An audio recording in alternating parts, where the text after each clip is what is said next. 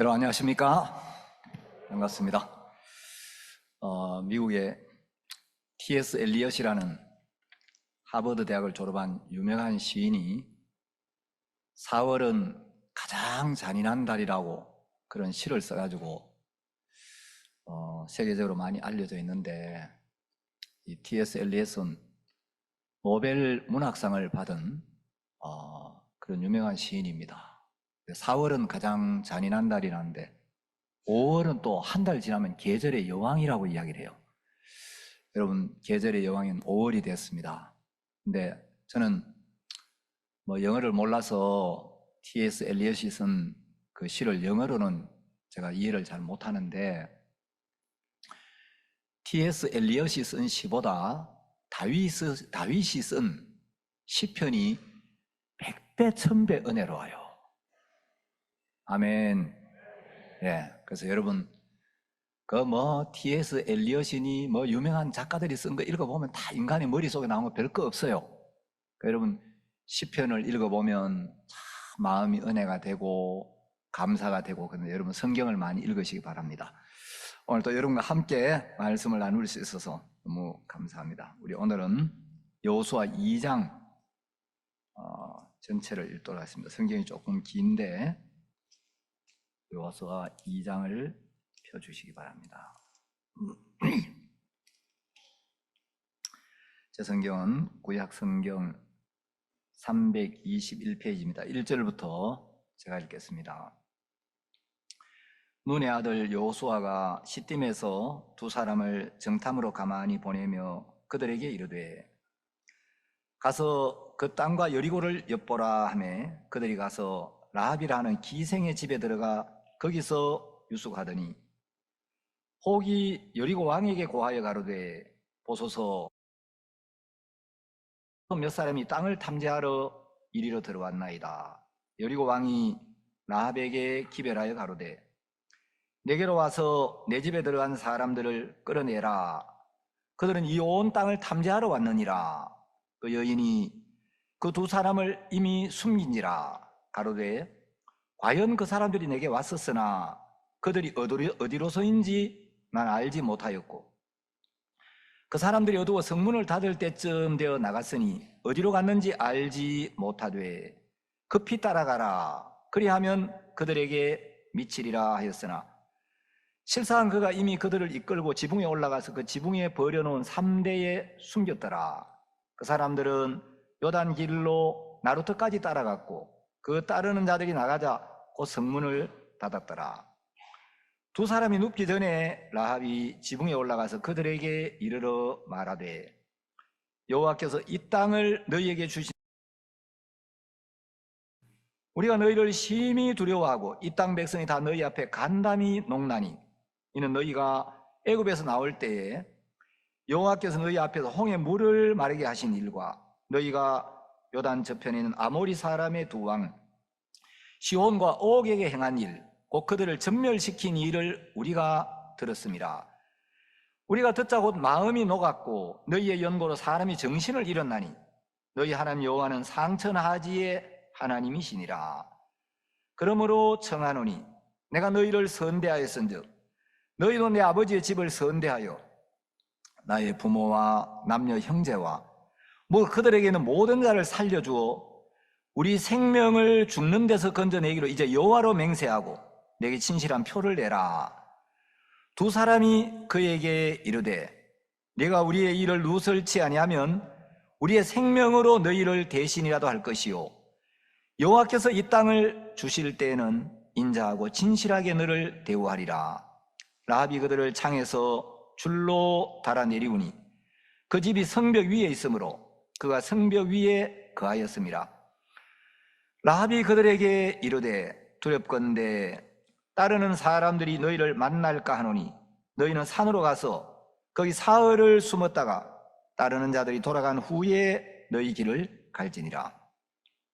두 사람이 그에게 이르되 내가 우리로 서약케 한 이 맹세에 대하여 우리가 허물이 없게 하리니 우리가 이 땅에 들어올 때 우리를 달아내려온 창에 이 붉은 줄을 메고 내 부모와 형제와 내 아비의 가족을 다 내 집에 모으라. 누구든지 내 집 문을 나서 거리로 가면 그 피가 그의 머리로 돌아갈 것이요 우리는 허물이 없으리라. 그러나 누구든지 너와 함께 있는 자에게 누가 손을 대면 그 피는 우리의 머리로 돌아오려니와 내가 우리의 일을 누설하면 네가 우리로 서약해 한 맹세에 대하여 우리에게 허물이 없으리라. 라합이 가로되 너희의 말대로 할 것이라 하고 그들을 보내어 가게 하고 붉은 줄을 창문에 매니라. 그들이 가서 산에 이르러 따르는 자가 돌아가도록 사흘을 거기 유하매 따르는 자가 그들을 길에서 두루 찾다가 만나지 못하니라. 그 두 사람이 돌이켜 산에서 내려와 강을 건너 눈의 아들 요수아에게 나와서 그 당한 모든 일을 고하고 또 요수아에게 이르되 진실로 여호와께서 그 온 땅을 우리 손에 붙이셨으므로 그 땅의 모든 거민이 우리 앞에서 간담이 녹더이다. 2장 전체를 읽었습니다. 저는 전혀 하나님을 모르는 가정, 종교성이 전혀 없는 가정에서 태어나 자랐습니다. 이상하게 저는 어린 나이에 이 죽음하고 직면하는 일들이 좀 자주 있었습니다. 제가 이제 우물에 물을 떠러 갔다가 그 옛날에 이제 공동 우물, 이제 동네 우물이 하나가 있었는데 그 우물을 이제 물을 뜨려고 주전자를 이렇게 이제 깝죽깝죽 하다가 물이 잘 안 닿아가지고 물을 좀 더 깊이 이제 뜨기 위해서 이렇게 담갔는데 제가 그 우물에 빠져가지고 하마터면 죽을 뻔했는데 마침 친구 아버지가 지나가시다가 조금 전에 보니까 애가 하나 우물 곁에 있었는데 애가 안 보이니까 아이고 얘가 빠졌구나 해가지고 얼른 이제 달려와서 저를 건져 주었어요. 제가 물에 이제 강물에 한번 휩쓸려서 죽을 뻔한 적도 있었고 아파서 죽을 뻔한 적도 있었습니다. 저는 기억이 없는데 제가 호적에 출생신고가 1년 좀 늦게 돼 있습니다.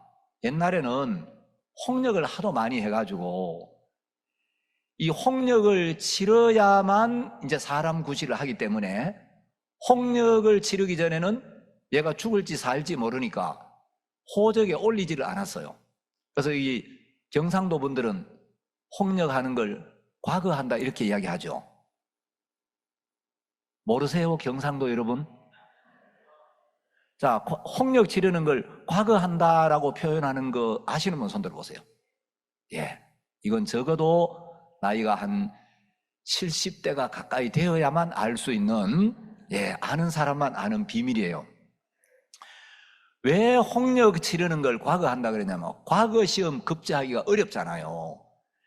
이 홍역을 치르고 무사히 살아남는 게 과거 시험에 급제하는 것만큼 어렵다. 그래서 제가 어렸을 때는 홍역을 치르는 아이들이 집에 있으면 아이고 과거 하는구나, 아이고 이 집에 과거 하는구나, 그렇게 이야기를 했어요. 어쨌든 제가 이제 죽을지 살지를 모르니까 부모님이 출생신고도 좀 늦게 하셨고, 근데 제가 이제 어릴 때 죽을 뻔한 일들을 종종 만나도 이 어렸을 땐 철이 없으니까 뭐 죽음에 대해서 그다지 심각하게 생각해 본 적도 없고, 과연 사람이 죽으면 죽음 너머에는 어떤 세계가 있을까? 여러분, 아이가 태어나는 날도 있지만 태어난 후 생후도 있잖아요. 사람이 늙기도 하지만 늙은 후 노후도 있잖아요. 여러분, 죽음도 있지만 사후가 있어요. 근데 어렸을 때는 제가 뭐 죽음 너머에 어떤 세계가 있는지, 내 영혼이 육체를 떠나면 과연 이 영혼이 어디로 가는지 이런 부분에 별로 깊이 생각을 안 하고 살았습니다. 그래서 제가 이제 고등학교 때 자취를 했는데 하여튼 요 인근에서 어디서 했어요. 근데 한 번에 이사를 갔는데 이사 들어간 첫날 연탄 가스를 마시고 중독이 돼가지고 제가 그 다음날 눈을 뜨니까 여기가 어디지? 내가 어젯밤에 우리 집에서 잤는데 내가 왜 여기 와 있지? 아마 지금도 그 병원이 있는지 모르겠는데 동대구 시장 입구에 제가 고등학교 다닐 때 강성내과라는 내과가 있었어요. 그게 이제 제가 태어나서 처음으로 병원에 가본 경험이었습니다. 제가 이제 고등학교 입학하면서 그 고등학교가 미션 스쿨이었는데 장로교에서 세운 학교였어요. 그래서 일주일에 2번은 의무적으로 성경을 배워야 해요. 이 성경은 성적에 가산이 되는 건 아닌데 성경을 일주일에 2번씩은 배우도록 돼 있었어요. 제가 이제 고등학교 때 성경을 배우면서 하나님 말씀에 의하면 로마서 5장 12절에 보면 이러므로 한 사람으로 말미암아 죄가 세상에 들어오고 죄로 말미암아 사망이 왔나니 이와 같이 모든 사람이 죄를 지었으므로 사망이 모든 사람에게 이르렀느니라. 그리고 로마서 6장 23절에 보면 죄의 삭은 사망이요. 그때는 제가 이제 성경이 말하는 죄, 하나님이 보시는 근본 죄가 뭔지를 이해를 못했을 때인데 어쨌든 죄 때문에 사망이 왔다고 성경은 이야기를 하는 거예요. 그래서 제가 이제 이 죽음하고 실제적으로 딱 직면하게 되니까 고등학교 때 처음으로 어제 내가 연탄가스를 조금 더 마셨으면 내가 죽었겠다. 내가 죽었더라면 내 영혼은 어떻게 됐을까? 죽음 너머에는 어떤 세계가 있을까? 예수님은 온 세계 모든 사람들이 존경하는 세상 사람들도 위인이라고 이야기를 하는데 예수님이 인간들에게 사기를 치울 이유가 없다면, 예수님의 말씀이 참되다면, 성경이 진리라면 나도 마음에 죄가 있기 때문에 내가 어제 죽었더라면 죄의 삭이 사망이니까 나는 틀림없이 지옥으로 갔겠다. 내가 죄를 씻은 적이 없기 때문에, 내 마음에는 수많은 죄들이 있기 때문에 내가 어제 죽음을 맞이했다면 난 천국은 못 갔겠다. 그때부터 이제 영혼의 문제에 대한 고민이 자꾸 시작이 됐습니다. 제가 한번 생각을 해봤어요. 사람이 살아간다는 건 죽음과 가까워지고 있는 거잖아요. 우리가 살아간다는 건 죽어가고 있는 거예요. 내가 30년을 살았다. 그건 30년만큼 죽음과 가까이 왔다는 거죠. 그런데 사람은 태어날 때 이미 죽음은 정해져 있어요. 히브리서 9장 27절에 보면 한 번 죽는 것은 사람에게 정하신 것이요. 자, 한 번은 모든 사람이 죽도록 이미 정해져 있습니다. 왜? 모든 사람에게 죄가 들어왔고 죄로 말미암아 우리는 하나님과 영적인 사귐이 단절되어 버렸기 때문에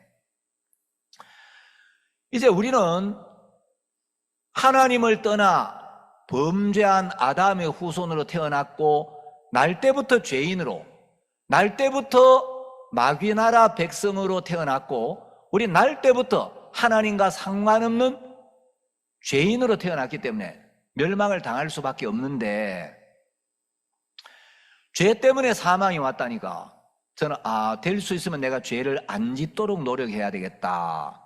바르게 살아야 되겠다. 착하게 살아야 되겠다.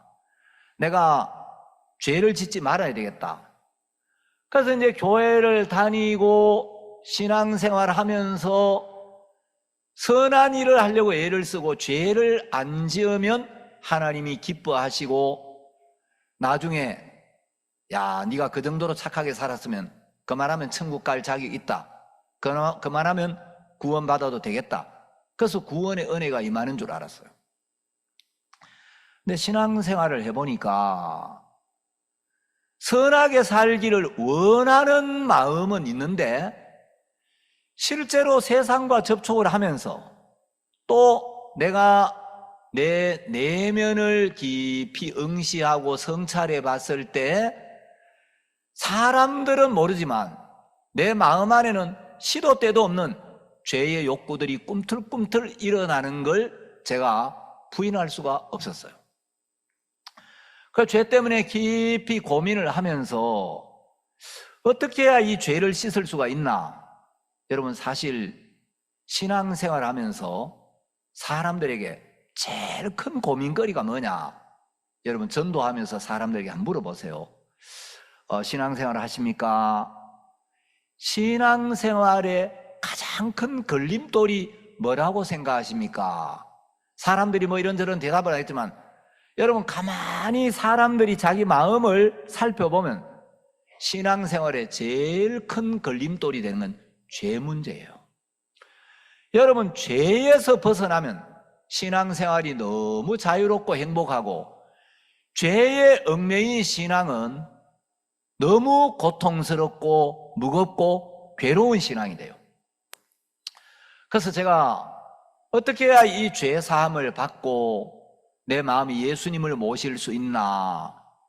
정말 내 인생 속에 내 마음에 있는 모든 죄를 깨끗하게 씻음 받고 내가 하나님 앞에 언제든지 아무 거리낌 없이 떳떳하게 설 수 있는 그런 위치에 한번 도달할 날이 올 수 있을까 하다가, 제가 1985년 8월 저희들 교회 여름 수양회를 참석하면서 복음을 들으면서 이 구원을 받았습니다. 여러분, 죄에 얽매여서 죄에 끌려다니는 삶과 죄 사함을 받고 죄에서 벗어나 성령의 인도를 받고 말씀의 인도를 받는 삶은 전혀 달라요. 죄에 얽매인 삶이 복되겠습니까? 죄에서 벗어나 성령의 인도를 받는 삶이 복되겠습니까? 그 말할 필요도 없죠. 저는 이제 예수님 안에 들어온 지 41년째를 맞이했습니다. 저는 연약할 때도 있고 부족할 때도 있고 넘어질 때도 있고 어려울 때도 있었지만, 하나님은 변함없이 저를 사랑하셨고 은혜를 베푸셨고, 내가 믿음이 없으면 나를 버리시는 하나님이 아니라 내가 믿음이 없으면 나에게 믿음을 일으켜 주시는 주님이 함께 계셨고, 내가 연약하면 붙들어 주시고, 내가 교만하면 낮추어 주시고, 내가 미련하면 깨우쳐 주시는 주님이 함께 계시면서 정말 주님 안에서 너무너무 복되고 감사한 삶을 살 수가 있었습니다. 저는 이번 한 주 요한계시록을 좀 읽었습니다. 요한계시록 1장부터 22장까지 어제 쭉 읽었는데, 여러분, 이 요한계시록 18장을 잠깐 찾아보겠습니다. 여기 잡으시고, 요한계시록 18장 이제 10절에 보면 이 바벨론 성에 대한 말씀이 나옵니다. 근데 11절에는 이 바벨론의 상고들에 대한 이야기 나오고, 12절 13절에는 바벨론 상고들, 바벨론 상인들이 사고 파는 물건에 대한 언급이 나와요. 자, 12절, 그 상품은 금과 은과 보석과 진주와 세마포와 자주 옷감과 비단과 붉은 옷감이요, 각종 향목과 각종 상아 기명이요, 값진 나무와 진유와 철과 옥석으로 만든 각종 기명이요, 계피와 향료와 향과 향유와 유향과 포도주와 감람유와 고운 밀가루와 밀과 소와 양과 말과 수레와 종들과 사람의 영혼들이라. 자, 여기 바벨론 상고들이 사고 파는 이 물건 중에 사람의 영혼이 있는 거예요. 영혼을 사고 판다는 거죠. 여러분, 이 바벨론 상고들이 사고 파는 물품 중에 여러 목록이 있는데, 제일 먼저 금이 나오고, 그 다음에 은이 나오고, 그 다음에 보석이 나오고 진주가 나오는데, 이 사람의 영혼은 맨 마지막에 나와요. 여러분, 예수님은 마태복음 16장 26절에서 사람이 만일 온 천하를 얻고도 제 목숨을 잃으면 무엇이 유익하리요? 여기 제 목숨 하는 이 목숨이라는 단어가 영어로는 soul, 영혼이라고 되어 있어요. 예수님은 온 천하를 얻어도 자기 영혼을 잃으면 무엇이 유익하겠는가? 천하보다 한 영혼을 귀하게 여기시는데, 한 영혼은 천하보다 귀한데, 여러분, 사탄은 영혼을 가장 하찮게 여기는 거예요. 오늘날 많은 사람들이 교회를 다닙니다.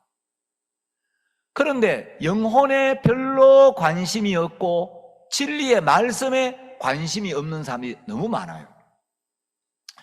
천하보다 귀한 게 영혼인데 사람들은 영혼에 관심이 없고 자기 영혼의 문제에 대하여 진지하게 생각하지 않아요. 돈 버는데, 시집가고 장가 가는데, 차 사고 집 사는데, 휴대폰 선택하는데, 옷 고르는데, 여러분, 대학을 가는 데는 어느 대학을 갈까? 내 실력으로 이 대학에 갈 수 있을까 없을까? 또 이 학과가 마음에 드나 안 드나? 장래성이 있나 없나? 뭐 인기가 있나 없나? 여러분, 대학을 하나 선택하는데도 많은 생각을 하고, 여러분 결혼할 때는 우리 남자분들 뭐 여자 다 똑같지 뭐 특별한 여자가 어디서 간지 치마만 부르면 뭐 들으면 되지 뭐 그래가 아무나 그냥 골라가지고 가요? 안 그래요. 여성분들은 아이고 남자들이 다 똑같아 뭐 특별한 남자가 어디 있어 그냥 뭐 그 인간이 그 인간이지 그래요? 여러분 여자들은 선볼 때 손가락으로 어머머머머 하면서 이렇게 눈을 가려고 요 틈새로 다 본대요. 또 안 보는 척 하면서. 그래서 그래도 외모도 괜찮게 생겼나 또 사람 됨됨이는 이것저것 살펴보고 그래서 여러분 평생을 같이 살 사람인데 함부로 고르지 않잖아요. 근데 여러분 대학을 선택하고 남편감을 선택하는 것보다 훨씬 더 중요한 게 정말 자기 영혼의 문제에 대해서는 진지해야 돼요. 근데 계시록에 보면 가장 소중한 천하보다 귀한 영혼의 문제를 하찮게 여기고 이 영혼을 사고 파는 거예요.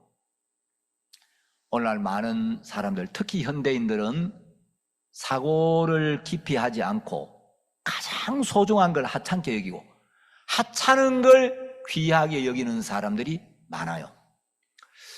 저희들 시대는 뭐 춥고 배고프고 삶도 어려웠지만 그래도 사람들이 진리를 찾고 정말 인생을 어떻게 살아야 되나, 무엇을 위해 살아야 되나, 왜 사는가 이런 부분에 대하여 진지하게 좀 고민도 하고 찾는 마음이 있었는데 요즘 청소년들은요 아무 생각 없이 사는 청소년들이 한둘이 아니에요.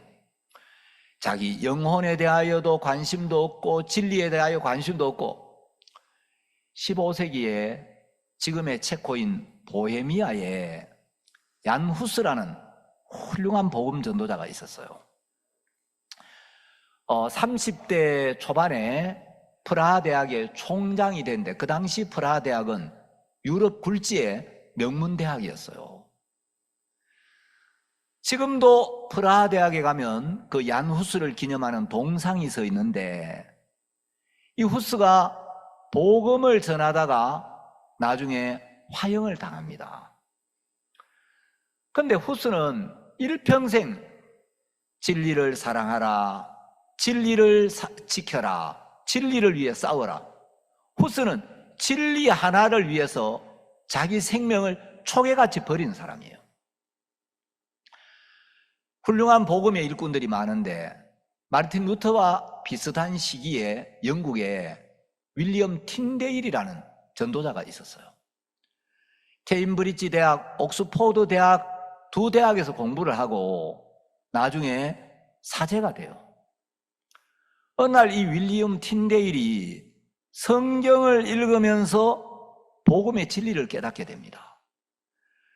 예수님이 2000년 전 이 땅에 오셔서 우리의 모든 죄를 담당하시고 그 죄의 형벌을 대신 받으시고 그 죄의 심판을 온전히 받으시고 그 모든 죄의 값을 지불하기 위하여 십자가에 못 박혀 죽으셨고, 예수님이 온 세상 죄를 지고 십자가에 못 박혀 피 흘리심으로 우리의 모든 죄를 완벽하게 영원히 씻으셨고, 그래서 성경은 예수님의 보혈을 보시고 그 십자가의 공로를 보시고 우리를 의롭다, 깨끗하다, 거룩하다라고 이야기를 하는데, 수많은 사람들이 복음의 진리를 몰라서 그냥 신부 앞에 가가지고 죄를 지을 때마다 지은 죄를 고백하고 보속을 받아야 죄사함을 받는 줄 아는데 이거 성경적이지 않다. 복음을 전하니까 한두 사람 복음을 전해가지고 이 언제 이 사람들을 다 깨우칠지 끝이 안 보이는 거예요. 그래서 윌리엄 틴데일이 내가 성경을 번역을 해야 되겠다, 사람들에게 성경을 이렇게 영적인 눈이 떠지겠구나.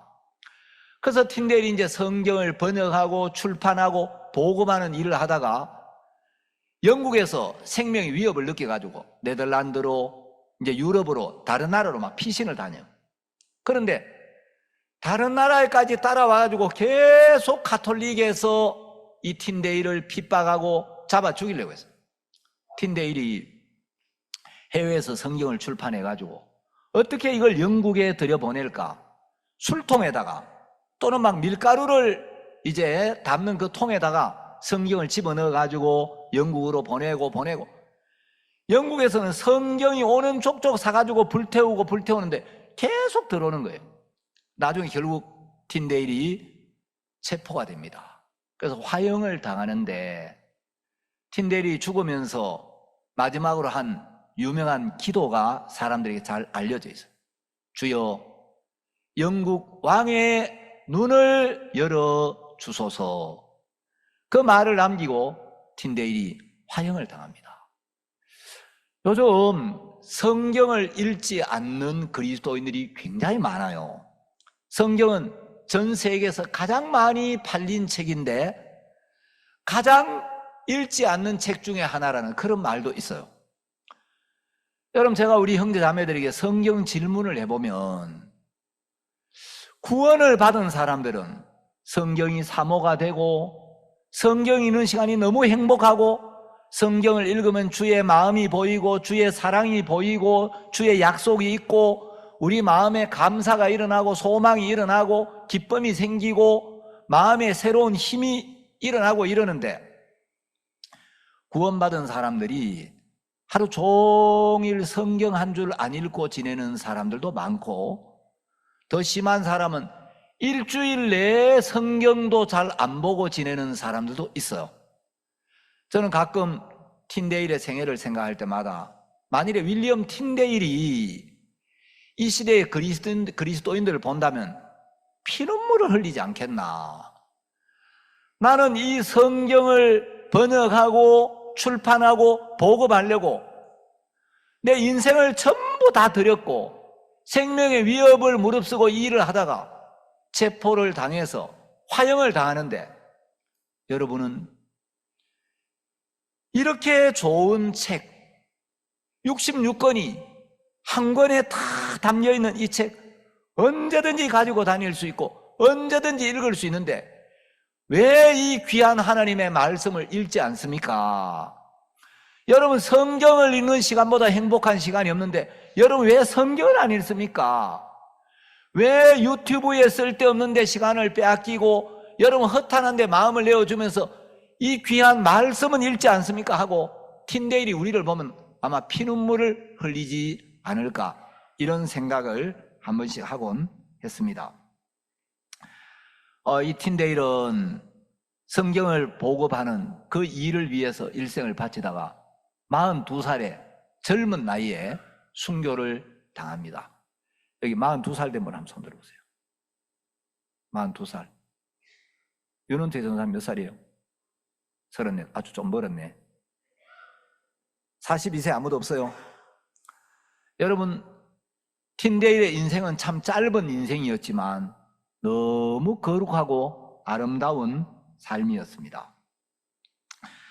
자, 저는 오늘 이 여호수아 2장을 읽었는데, 자, PPT를 한번 띄워주세요. 여러분 다 잘 아시는 말씀인데,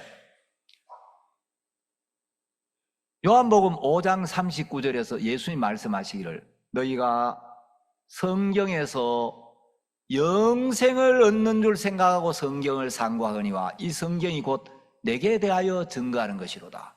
여러분, 성경을 정확하게 읽으면 하나님을 부인하는 게 불가능합니다. 성경을 정확하게 알면 하나님 믿지 않는 게 불가능해요. 너무나 하나님이 살아계신 분명한 증거가 확실하기 때문에. 자, 예수님이 육체를 입고 이 땅에 계실 때는 신약 성경이 기록되지 않았습니다. 신약은 예수님 부활하시고 승천하신 뒤에 기록이 됐기 때문에 예수님께서 육체를 입고 이 땅에 계실 동안 성경이라고 말씀하는 건 구약을 이야기해요. 예수님 오시기 전에 기록된 이 구약 성경을 너희가 상고하거니와 이 성경, 즉 구약 성경이 곧 내게 대하여 증거하는 것이로다. 여러분, 창세기부터 말라기까지 이 39권의 모든 구약은 예수님이 오시기 1500년 전부터 예수님이 오신 400년 전까지 1100년에 걸쳐 기록이 됐는데, 이 모든 성경은 전부 장차 오실 메시아, 장차 오실 예수 그리스도를 증거하고 있는 공통점을 가지고 있어요. 자, 다음 PPT 띄워주세요. 자, 로마서 1장 2절에도 이 복음은 하나님이 선지자들로 말미암아 그의 아들에 관하여 성경에 미리 약속하신 것이라. 여러분, 우리가 믿는 이 복음은 하나님이 선지자들, 구약 성경의 기자들을 통해서 장차 오실 하나님의 아들 예수님에 대하여 예수님이 오시기도 전에 성경에 미리 약속했다는 거죠. 자, 다음 PPT. 히브리서 1장 1절 이하에도 보면 옛적에 선지자들로 여러 부분과 여러 모양으로 우리 조상들에게 말씀하신 하나님이 이 모든 날 마지막에 아들로 우리에게 말씀하셨으니, 자, 여기서 옛적이란 건 구약시대를 말합니다. 예수님이 이 세상에 오시기 전 구약시대에 하나님의 계시를 받아 이 말씀을 기록한 선지자들을 통해서 여러 부분과 여러 모양으로 그리스도가 오실 걸 미리 말씀하신 하나님이 이 모든 날 마지막에 아들로 우리에게 말씀하셨다. 자, 다음 넘겨주세요. 예수님도 친히 말씀하시기를 또 이르시되 내가 너희와 함께 있을 때에 너희에게 말한 바 곧 모세의 율법과 선지자의 글과 시편에 나를 가리켜 기록된 모든 것이 이루어져야 하리라 한 말이 이것이라. 여러분, 모세가 기록한 율법, 모세 오경과 구약의 선지자들이 기록한 예언서들, 그리고 시편이 전부 예수님을 증거하고 있다는 거죠. 그리고 이 선지자들이 예언한 모든 것들이 약속대로 오신 예수님의 생애와 사역을 통하여 정확하게 그대로 성취가 됐다는 거죠. 자, 다음 넘겨주세요. 이제 구약에 제가 다 시간관계상 이야기할 수는 없는데 구약에 나타난 예수님의 모형들이 많이 있습니다. 하나님이 아담을 위하여 지어 입히신 가죽옷을 통하여, 노아의 방주를 통하여, 아브라함이 이삭을 번제로 드리는 이야기를 통하여, 야곱과 에서 이야기를 통하여, 유다와 다말의 그 약조물을 통해서 술 맡은 관원장과 떡 굽는 관원장, 형들을 용서한 요셉의 마음, 또 모세를 구원한 갈상자, 유월절 어린 양으로 대소가 나귀의 첫 새끼, 구약의 여러 절기들, 이런 모든 구약의 이런 이제 말씀들은 여러 부분과 여러 모양으로 기록되어 있지만 전부 복음을 증거하고 있는 거예요. 앞으로 오실 예수님에 대한 모형과 그림자라는 거죠. 이 속에 감추어진 예수님의 복음의 비밀을 발견하면 어떻게 이렇게 여러 부분과 여러 모양으로 표현을 하면서 똑같은 복음을 이렇게 증가할 수 있을까? 자, 다음. 또 구약에 나타난 예수님의 모형들이 많이 있는데 성막의 식양과 기구들, 여러분 구약에서 예수님의 모습을 가장 섬세하고 세밀하게 그려주고 있는 게 성막입니다. 그래서 성막에 감추어진 복음의 비밀, 성막을 통하여 우리에게 나타내 주시는 그 예수님의 세계를 알면은 성경을 믿지 않을 수가 없어요. 구약의 속죄 제사, 민수기 21장에 나오는 놋뱀, 또 도피성 이야기, 에스더서에 나오는 두 조서, 그리고 오늘 우리가 읽은 이 기생 라합의 이야기, 이게 전부 예수님의 그림자라는 거죠. 자, 오늘 우리가 여호수아 2장을 읽었는데 원래 이 여호수아라는 이름은, 자, 민수기를 한번 찾아보겠습니다. 민수기 13장 16절에 보시면 여호수아의 원래 이름은 호세아였어요.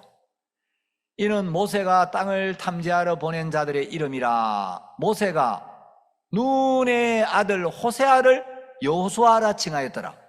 그러니까 여호수아의 원래 이름은 호세아였죠. 자, 그런데 히브리서 4장 말씀을 한번 찾아보겠습니다. 히브리서 4장에 보면은 또 여호수아에 대한 언급이 나오는데 히브리서 4장 8절에 보시면 만일 여호수아가 저희에게 안식을 주었다면, 여기 여호수아 하는 단어가 나오고 1 하는 숫자가 있죠.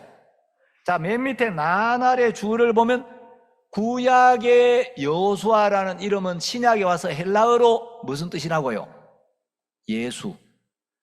그러니까 여러분, 호세아나 여호수아는 예수님의 다른 이름이라는 거예요. 그럼 우리가 여호수아를 읽을 때 이 여호수아에 관한 말씀은 예수님에 관한 말씀이구나, 여호수아의 이야기를 통해서 우리에게 장차 오실 예수님의 복음을 여기에 하나님 나타내고 있구나, 이걸 알 수가 있는 거죠. 자, 이 성경은 많은 예언들이 있습니다.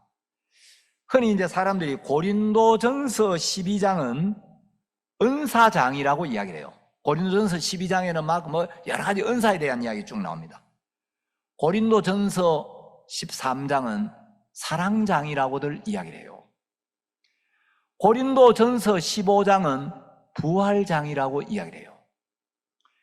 그리고 히브리서 11장은 믿음장이라고 이야기를 해요. 그리고 데살로니가 전서 4장은 재림장이라고 이야기를 합니다. 여러분, 성경을 읽어보면 이제 구약시대에 심판의 공통점이 있어요.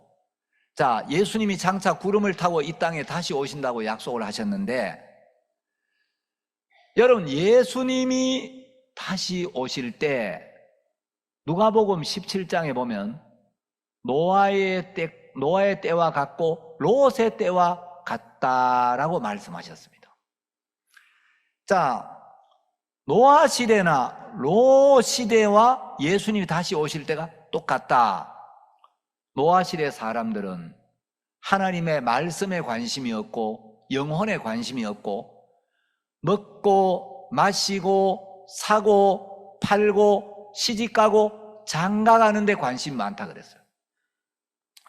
여러분, 오늘날 이 시대도 사람들이 영혼에, 하나님의 말씀에 별로 관심이 없고 먹고 마시고 사고 팔고 시집가고 장가고,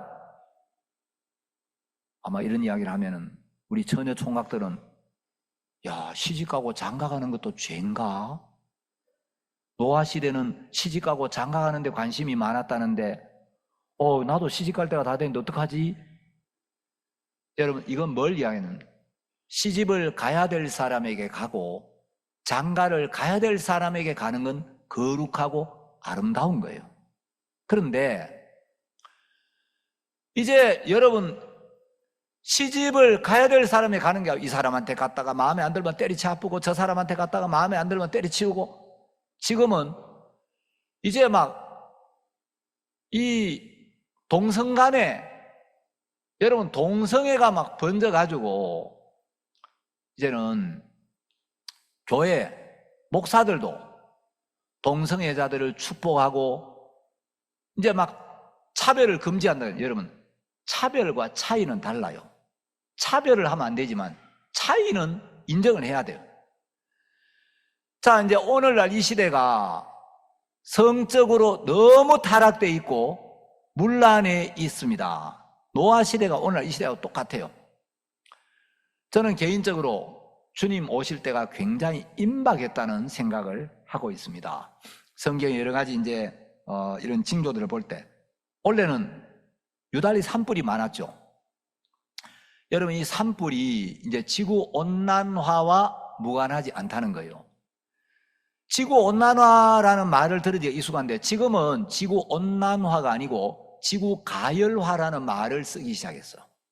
지구가 하여튼 이제 기상관측 175년 만인가 지금 이제 가장 온도가 많이 올라갔다고 이야기해요. 이제 남극과 북극의 빙하가 녹아내리고 여러분 지구가 점점 더워지면서 산불도 많아지고 폭염도 많아지고 폭우도 많아지고 이제 농사를 지을 수 있는 농경지도 점점 적어지고 농사 짓는 게 어려워지니까 기근이 오고 사람들이 기근이 오면은 먹고 살기 위해 전쟁이 일어나기도 하고 그래서 여러분 지금은 어느 때보다 자연재해들이 많아요. 뭐 지진이 났다, 화산이 폭발했다, 산불이 난다. 이 산불 때문에도 지구온난화가 굉장히 지금 가속화되고 있고 여러 가지 자연재해들이 많이 일어나고 있습니다.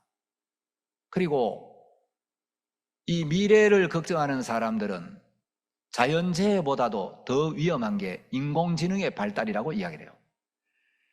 여러분 그 인공지능의 이제 임계점이라는 게 곧 이제 넘게 되고 인공지능이 인간을 능가하고 옛날에는 인공지능이 어떤 인간이 입력시킨 프로그램 그 자료대로만 움직였는데 이제는 인공지능이 스스로 뭔가 창조하고 스스로 만들어내고 그래서 인간의 수준을 뛰어넘는 시대가 오고 있는데 이거는 이제 시간 문제라는 거죠. 핵무기의 위협 몇 년 사이에 러시아와 우크라이나의 전쟁, 미국과 중국의 갈등, 또 중국이 뭐 대만을 침공한다 그러고 우리 남북 관계도 지금 불안하고 이스라엘과 팔레스타인 또 지금 뭐 이라크하고 뭐 하여튼 저 미국하고도 갈등이 있고 여러분 세계 도처에 난리와 소란의 소문이 있고 전쟁의 위협이 있고 여러분 우리는 한치 앞을 내다볼 수 없는 이런 시대를 살고 있습니다. 지금 이 시대는 성경의 마지막 때에 일어날 거라고 예언된 모든 내용들이 이미 다 나타나고 있고 성취가 되고 있습니다. 성경에는 예수님의 재림에 대한 약속들이 많은데 예수님의 초림에 대한 약속보다도 예수님의 재림에 대한 약속이 성경학자들은 한 8배 정도 더 많다고 이야기합니다. 바톤 페인이라는 성경학자가 있는데 이 바톤 페인이 성경 예언 대백과사전이라는 책을 펴냈어요. 그런데 바톤 페인이 조사를 해놓은 걸 제가 읽어보니까 바톤 페인에 따르면 성경에는 1817가지의 예언이 있는데 구약의 약 28.5%, 신약의 21.5%, 그래서 성경 전체 27%, 성경의 약 3분의 1이 예언인데 이제 이 초림에 대한 약속은 성경에 125번쯤 나오고 재림은 약 330번쯤 재림에 대한 약속이 나온다고 합니다. 그래서 성경을 우리가 찾아보면 예수님의 재림과 휴거에 대한 분명한 약속들이 많이 있는데 제가 몇 군데만 찾아보겠습니다. 자, 데살로니가 전서 4장 16절.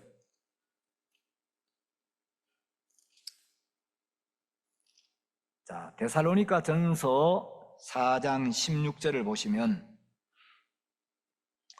주께서 호령과 천사장의 소리와 하나님의 나팔로 친히 하늘로 쫓아 강림하시리니 그리스도 안에서 죽은 자들이 먼저 일어나고 그 후에 우리 살아남은 자도 저희와 함께 구름 속으로 끌어올려 공중에서 주를 영접하게 하시리니 그리하여 우리가 항상 주와 함께 있으리라. 자, 예수님이 천사장의 호령 소리와 하나님의 나팔로 친히 강림하시는데 그리스도 안에서 죽은 자들이 먼저 부활하고 그 후에 우리 살아남은 자들도 구름 속으로 끌어올려. 자, 이 끌어올려 요걸 한자로 끌휴 들거를 써서 휴거라고 합니다. 성경에는 휴거라는 단어, 이건 한자식으로 번역을 한 건데 영어로는 이제 랩처라고 하는데 영어 성경에는 랩처라는 단어는 없어요. 이제 끌어올려를 코트 업 이렇게 영어 성경에는 표현을 하고 있는데 이거는 낚아채여서 올라간다, 이런 뜻이에요. 어쨌든 이제 여기에 예수님의 재림에 대한 약속이 있고, 자, 데살로니가 후서 2장을 한번 보겠습니다. 자, 데살로니가 후서 2장 4절.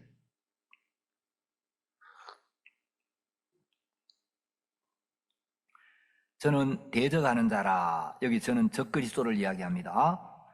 범사에 일컫는 하나님이나 숭배함을 받는 자 위에 뛰어나 자존하여 하나님 성전에 앉아 자기를 보여 하나님이라 하느니라. 이제 적그리스도가 내가 하나님이다 라고 하는 시대가 온다는 거죠.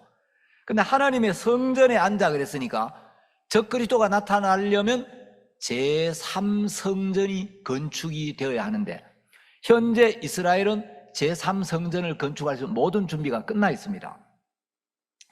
5절, 6절을 읽겠습니다. 저로 하여금 저의 때에 나타나게 하려 하여 막는 것을 지금도 너희가 안 하니 불법의 비밀이 이미 활동하였으나 지금 막는 자가 있어 그 중에서 옮길 때까지 하리라. 자, 불법의 비밀이 이미 활동하였으나 불법의 비밀이 활동하는 걸 막는 자가 있다. 이 막는 자가 언제까지 불법의 비밀이 활동하는 걸 막냐? 그 중에서 옮길 때까지. 자, 불법의 비밀이 이미 활동을 하고 있는데 불법의 비밀이 활동하는 걸 막고 있는 막는 자, 이 막는 자가 뭐냐? 거듭난 교회예요. 여러분, 거듭난 교회가 불법의 비밀이 활동하는 걸 막고 있기 때문에 지금 이 세상이 완전히 사단의 수중에 장악이 안 되어 있는데, 자, 이 교회가 불법의 비밀이 활동하는 걸 막고 있다가 언젠가 옮겨간다는 겁니다.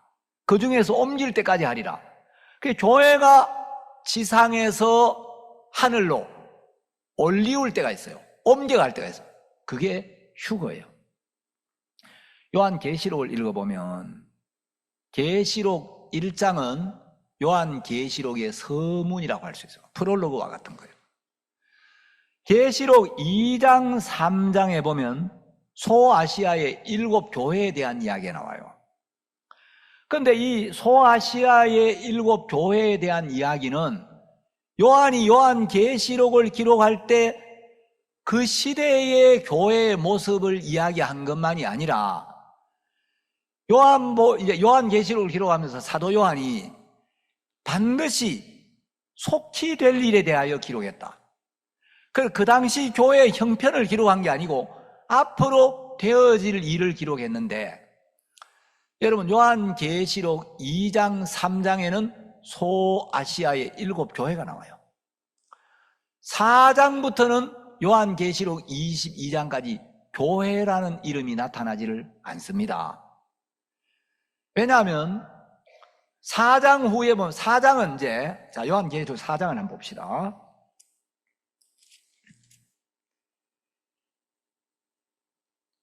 3장 22절에는 귀 있는 자는 성령이 교회들에게 하시는 말씀을 들을지어다 이렇게 기록이 되어 있는데, 4장 1절에 보면 2일 후에 내가 보니 하늘에 열린 문이 있는데, 자 이제 사도 요한이 하늘에 열린 문을 통해서 하늘에 있는 세계를 보는 거예요. 하늘에 있는 성전이 계시록에 나와요. 그러니까 이제 3장까지 교회가 지상에 있는데 4장 이후에는 지상에 교회가 없습니다. 그 중에서 옮길 때까지 하리라. 이제 이 교회가 언젠가 들림을 받는다는 거죠. 우리 사역자들끼리 요즘 모이면 이런 이야기를 합니다. 누가복음 10장에서 사마리아인이 강도 만난 자를 구원해서 주막으로 데려다 주고 주막 주인에게 2데나리온을 주고 이 사람을 돌보아 주라. 부비가 더 들면 내가 돌아올 때 갚으리라. 자, 이 강도 만난 자를 주막 주인에게 맡기면서 2데나리온을 준대. 데나리온은 하루 노동자의 품삯이죠. 그런데 부비가 더 들면 내가 돌아올 때 갚으리라. 돌아오겠다는 건 사마리아인이 주막으로 다시 오겠다. 예수님의 재림에 대한 약속인데, 부비가 더 들면 내가 다시 올 때 갚아주겠다. 근데 2데나리온을 줬다는 것은 1데나리온이 하루 노동자의 품삯이니까 죽게는 하루가 1000년 같고 1000년이 하루 같다 그랬잖아요.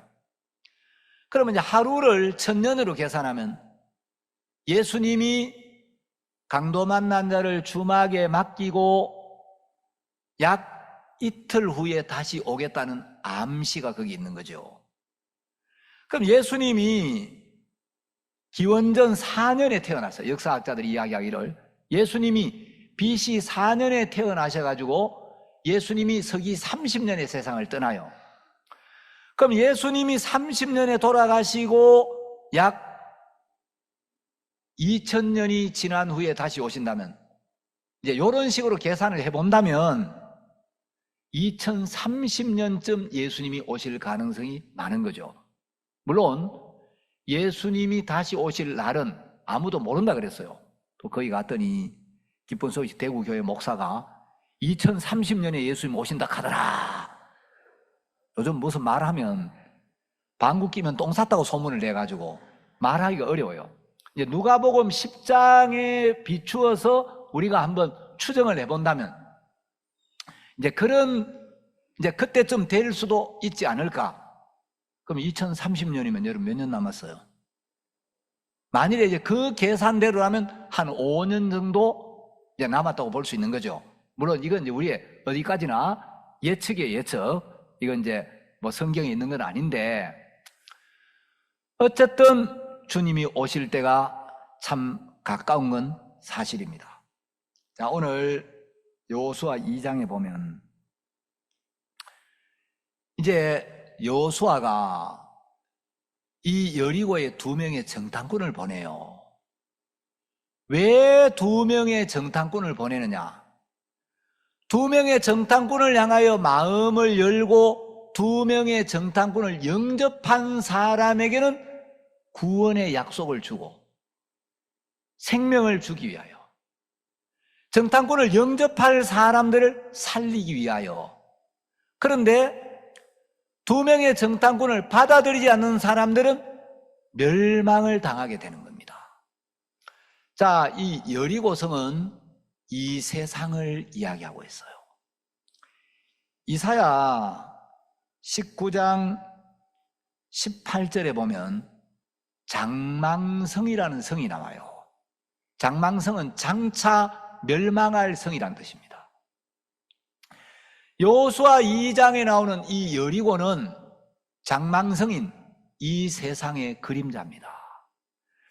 자, 여리고 성 안에 있는 모든 사람들은 전부 멸망을 당할 수밖에 없는데, 여호수아가 보낸 2명의 정탐꾼을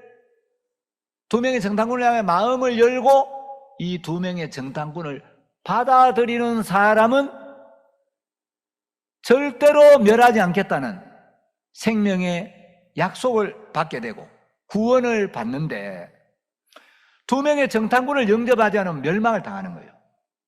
자, 여호수아가 두 명의 정탐꾼을 보내는데, 여호수아는 하나님의 그림자고, 여호수아가 보낸 두 명의 정탐꾼, 이건 여호수아와 똑같은 마음을 가지고 똑같은 목적으로 여리고를 가는 거죠. 이 두 명의 정탐꾼은 바로 예수 그리스도와 성령을 가리키고 있습니다. 삼위일체이신 하나님이죠. 자, 이제 두 명의 정탐꾼이 여호수아의 보냄을 받아서 여리고성에 갔어요. 여리고에는 왕도 있고 장군들도 있고 장관들도 있고 대신들도 있고, 자, 왕궁 근처에 권세 있는 사람, 똑똑한 사람, 잘난 사람, 많은 사람이 살겠죠. 그런데 이 여리고성 성벽 위에 기생 라합이 살고 있었어요. 성벽 위에 살고 있다는 거예요. 이 성의 중심부에 살지를 못하고 밀려난 인생이죠. 저는 어떻게 근무를 하다 보니까 제가 여고에 근무를 많이 했어요. 안개여고, 상주여고, 여고에 근무를 많이 했는데, 이제 여고생들 장래 희망을 적는 난이 있어요. 생활기록부에 보면. 근데 여학생들, 자, 여러분들 앞으로 장래 희망을 여기 적어 내기 바랍니다. 근데 장래 희망, 기생. 그런 여학생이 있겠어요, 없겠어요? 아무도 기생이 되고 싶어 되는 사람은 없어요.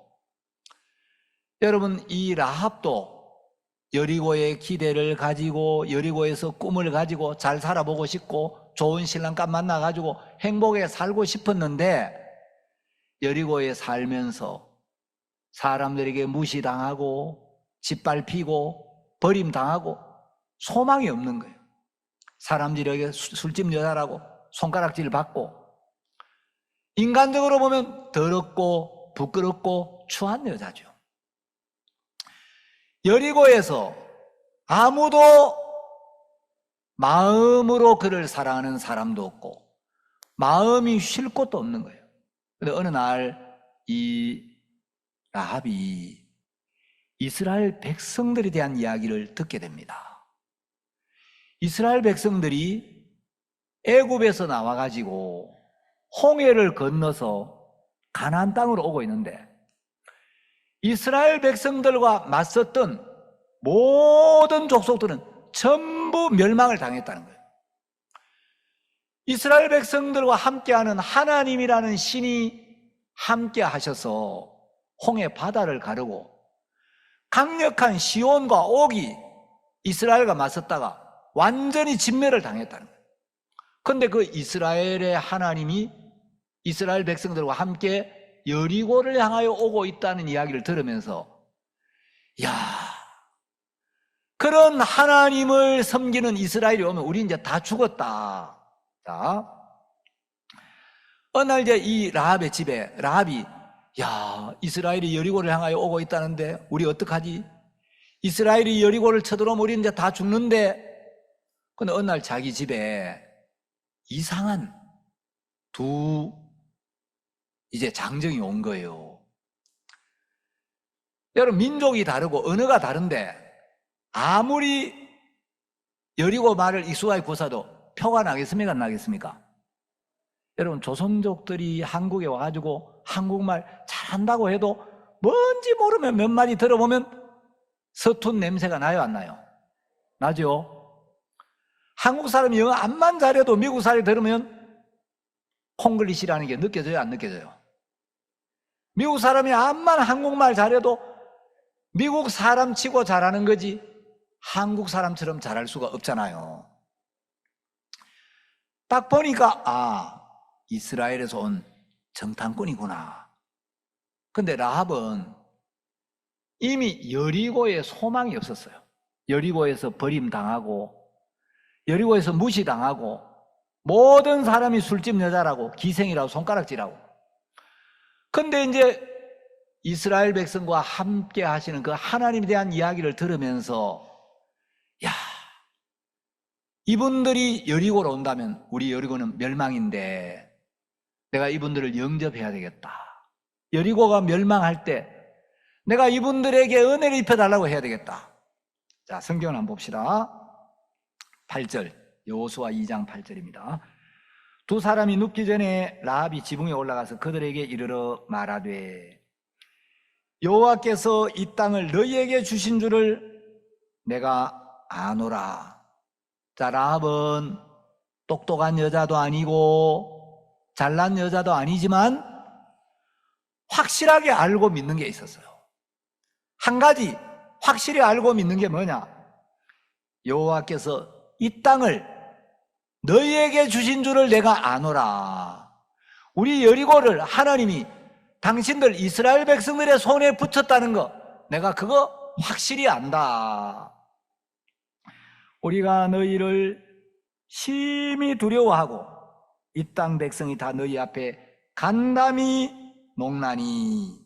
여러분, 여기 간담이 녹는다 할 때 녹난이라는 이 단어는 히브리어로 무그라고 하는데 노가 흘러내리다 이런 뜻이에요. 이스라엘이 여리고를 향해 온다는 이야기를 듣고 간담이 노가 흘러내리는 거예요. 여러분, 하나님의 심판 앞에 두렵고 떨리고 마음이 녹아내리는 이런 심령은 은혜를 입기에 너무 좋은 사람이에요.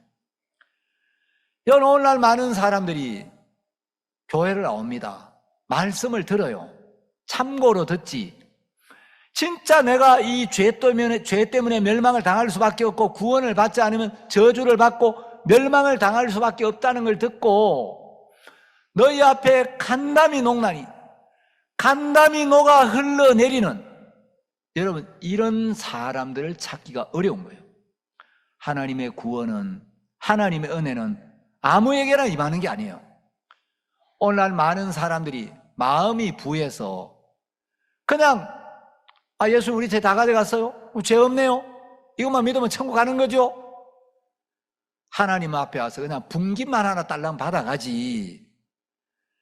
정말 내가 하나님 은혜가 아니면 멸망을 당할 수밖에 없다는 걸 깨닫고 마음이 간담이 녹는 이런 사람들이 거의 없는 거예요.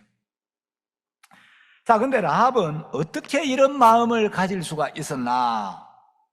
10절에 보시면 이는 너희가 애굽에서 나올 때에 여호와께서 너희 앞에서 홍해의 물을 마르게 하신 일과 너희가 요단 저편에 있는 아모리 사람의 두 왕 시온과 옥에게 행한 일, 곧 그들을 전멸시킨 일을 우리가 들었습니다.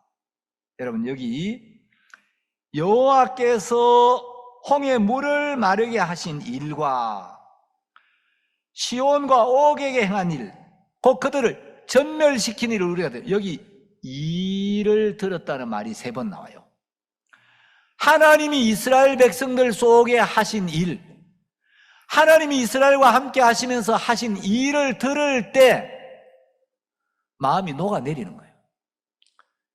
로마서 10장 17절에 보면 그러므로 믿음은 들음에서 나며 들음은 그리스도의 말씀으로 말미암았다. 그리스도께서 하신 일을, 그리스도의 말씀을 들을 때 복을 받는 사람은, 은혜를 입는 사람은 간담이 녹나니.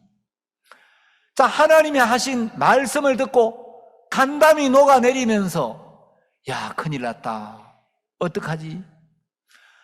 나도 멸망을 당하고 싶지 않은데, 나도 살고 싶은데, 만일에 이스라엘 백성 중에 누가 온다면 내가 그분들에게 은혜를 입고 싶다. 이런 마음을 가진 거예요. 전 잘 모르기는 하지만 여러분, 우리 교회 안에도 정말 예수님이 다시 오시면 복음 다 알고 있는 것 같아도 주님 다시 오실 때 여기 남을 사람, 제가 볼 때 여러 사람 있어요. 그냥 죄만 없다고 자기 멋대로 살고 한 번도 마음 꺾어본 적이 없고 육을 따라 살면서 마음은 육에다가 다 내어주고 마귀에게 다 자기 영혼을 팔고 살면서도 난 죄사함 받았어, 난 그래도 구원 받았어, 이런 사람들이 많아요. 여러분 진짜 여러분 하나님을 믿는 믿음을 가지고 있는지 여러분 자신의 영혼에 대해서 깊이 진지하게 생각을 해야 돼요. 자, 11절 이 라합의 마음을 한번 봅시다. 우리가 듣자 곧 마음이 녹았고 너희의恩고로 사람이 정신을 잃었나니 너희 하나님 여호와는 상천하지의 하나님이시니라. 상천하지는 위로 하늘로부터 아래로 땅에 이르기까지 하늘과 땅의 모든 걸 주관하는 전능하신 하나님이다. 그러니까 홍해 바다를 가르시고, 그러니까 옥과 이 누굽니까? 시온과 옥을 진멸시키는 놀라운 하나님이죠. 하나님께 은혜를 입는 사람은 심판에 관한 말씀을 들을 때 간담이 높고, 정말 하나님 앞에 하나님 어떻게 하면 좋겠습니까? 제 영혼을 불쌍히 여겨 주십시오. 자기 영혼의 문제를 하나님 앞에 진지하게 살피고 마음이 높고 막 정신을 못 차리는 거예요. 여러분 오늘날 이 시대는 이런 심령을 찾기가 참 쉽지 않은 거예요. 여리고의 수많은 사람들, 권세가 있는 왕도 있고 대신도 있고 장군도 있고 박사도 있고 똑똑하고 잘난 사람들 많은데 하나님의 말씀으로 인하여 떨고 하나님의 말씀 앞에 정말 마음이 녹아내리고 이런 사람은 라합밖에 없더라. 자, 그래서 라합이 정탐꾼에게 이야기를 합니다. 12절 그러므로 청하노니 내가 너희를 선대하였은즉 너희도 내 아버지의 집을 선대하여 나의 부모와 남녀 형제와 무릇 그들에게는 모든 자를 살려주어 우리 생명을 죽는 데서 건져내기로 이제 여호와로 맹세하고 내게 진실한 표를 내라. 여러분 성경이 말하는 구원이 뭐냐? 자, 여기 보면 우리 생명을 죽는 데서 건져내기로, 건져낸다는 말이 있죠. 이 건져내는 것, 생명을 죽는 데서, 멸망에서 건져내는 걸 구원이라고 합니다. 자, 그래서 라합은 지금 자기가 장망성 안에 있다는 걸 알았어요. 이 여리고성은 반드시 망하는구나. 잘나도 망하고 힘이 있어도 망하고 착해도 망하고 예뻐도 망하고 똑똑해도 망하고 여리고성 안에 있으면 전부 망할 수밖에 없는 거예요. 여리고성을 다스리고 있는 이 왕이 있죠. 여리고에 있는 모든 사람들은 여리고 왕의 권세 아래 있는데 이 여리고 왕은 이 세상 임금, 바로 사탄, 마귀를 가리켜요. 자, 이 세상에 있는 모든 사람들은 전부 사탄의 권세 아래 있고 이 세상 임금의 권세 아래 있는데 라합은 이제 이 정탐꾼이 왔을 때 내가 당신들을 선대한 것처럼 당신들도 내 아버지의 집을 선대해서 나의 부모와 남녀 형제와 무릇 그들에게는 모든 자를 살려주어 우리 생명을 죽는 데서 건져내 주십시오. 여러분 우리가 이 시대에 해야 될 일이 뭐겠습니까? 나의 부모와 남녀 형제와 그들에게 있는 모든 자를 살려주십시오. 우리 생명을 죽는 데서 건져내기로 하나님께 맹세하고 진실한 표를 내십시오. 진실한 표를 주십시오. 자, 구원받은 사람은 여리고를 방문한 두 정탐꾼에게 직접 받은 진실한 표가 있는 사람이에요. 그러니까 이 두 명의 정탐꾼이, 자, 두 명의 정탐꾼은 예수 그리스도와 예수님 안에 계신 성령이라 그랬죠. 자, 이 정탐꾼이 이제 여리고에 왔는데 정탐꾼이 여리고에 왔다는 소문이 여리고 성에 퍼져요. 그러니까 여리고 왕이 군사를 보내가지고 라합의 집에 옵니다. 이 집에 조금 전에 수상한 사람들이 왔었지. 라합이 수상한 사람이요?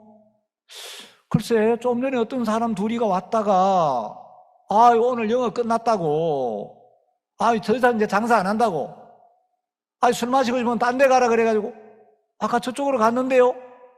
사실은 지붕 위에 있는 삼대에다 숨겨놓고 이제 수색대를 따돌리죠.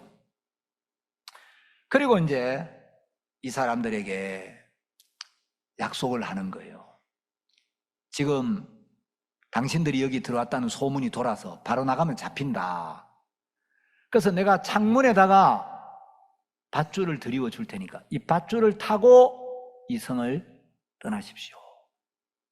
그리고 이 당신들이 여리고를 멸망시키러 올 때 나와 우리 집에 있는 부모, 형제, 그들에게 속한 모든 자들은 살려주겠다는 약조물을 주십시오. 여호와로 맹세하고 절대로 우리 집에 있는 사람들은 죽이지 않겠다는 진실한 표를 주십시오.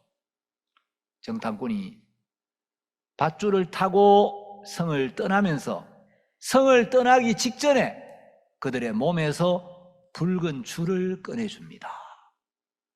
왜 까만 줄도 아니고 하얀 줄도 아니고 노란 줄도 아니고 붉은 줄을 꺼내줬겠습니까?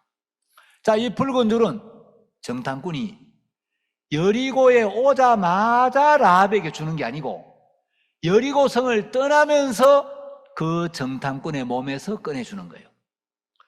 자, 이 정탐꾼의 몸에서 나온 붉은 줄은 예수님이 이 세상을 떠나시면서 십자가 위에 흘리신 보혈을 의미하는 겁니다. 자, 라합의 안전은 라합의 모습이나 라합의 행위에 달려 있는 게 아니에요. 라합이 착하기 때문에 안전한 게 아니고 라합이 똑똑하기 때문에 안전한 게 아니고 라합의 모습이나 라합의 행위와 상관없이 정탐꾼의 몸에서 나온 정탐꾼이 준 약조물, 이걸 창문에 딱 걸어 놓으면 온 여리고가 멸망을 당할 때 이스라엘 백성이 여리고성을 돌고 돌면서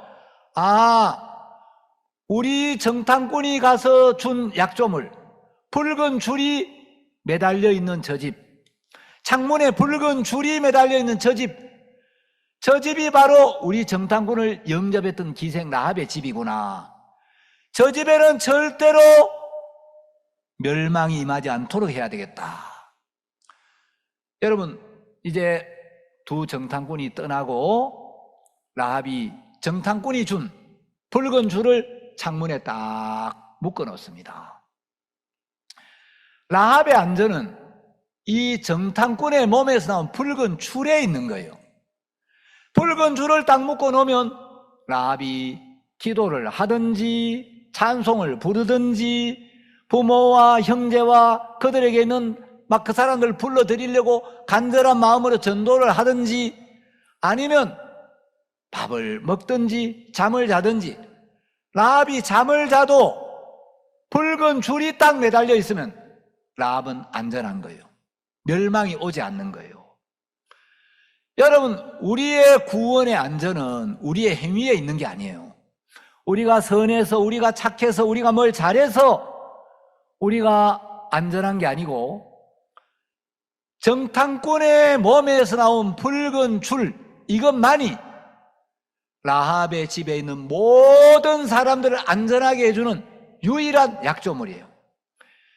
예수님이 2000년 전에 이 땅에 오셔서 우리의 모든 죄를 담당하시고 그 죄값을 치르기 위하여 그 죄의 심판을 받은 증거로 십자가 위에서 흘리신 피로 우리의 모든 죄를 씻으셨고, 히브리서 9장 12절에 보면 염소와 송아지의 피로 아니하고 오직 자기 피로 영원한 속죄를 이루사, 예수님의 피가 우리의 죄를 영원히 씻었기 때문에 이것이 우리의 구원에 대한 유일한 증거라는 거죠. 자, 로마서 5장 9절을 보겠습니다.